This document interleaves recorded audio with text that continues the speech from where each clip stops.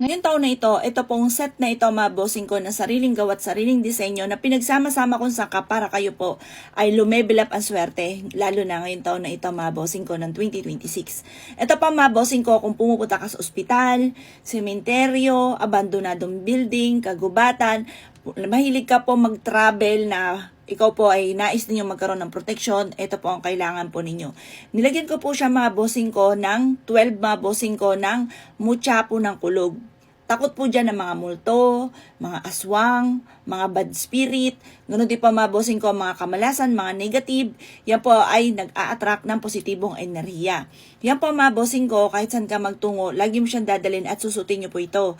Ito po mga bossing ko, ang black cat, maswerte po yan lalo na sa pinansyal. Sabi nga po nila, kapag po ikaw po ay may alaga numero at bigla itong nakita ninyo, siya, alam niyo na ang dapat ninyong gawin. Tapos may suot kang ganito at haplos-haplosin niyo po siya.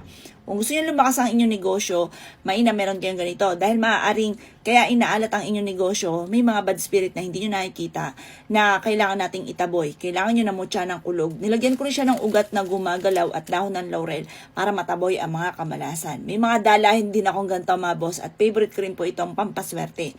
Ito po ay pwede nyong suotin, kung ayaw nyo naman suotin, ilagay sa bulsa, ilagay sa ilalim ng unan. Basta lagi nyo siyang dadalhin mga bossing. 100 pesos lamang po ito, set na po siya. Meron ka ng bracelet, meron ka pa po na 12 na mutya ng kulog.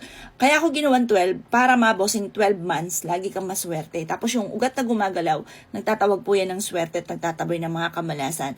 At syempre, ang dahon ng laurel for the victory ng swerteng ipagkakalob sa inyo. Kapag sa amin po kayo nag-avail, napunasan ko na po ito, napahiran na rin po ito ng langis mga bossing ko at may ritual na po ito na kahit saan ka magtungo, ikaw po ay sundan ng kaswertehan at ang mga kamalasan ay layuan po kayo. Avail nyo na po ito mga bossing.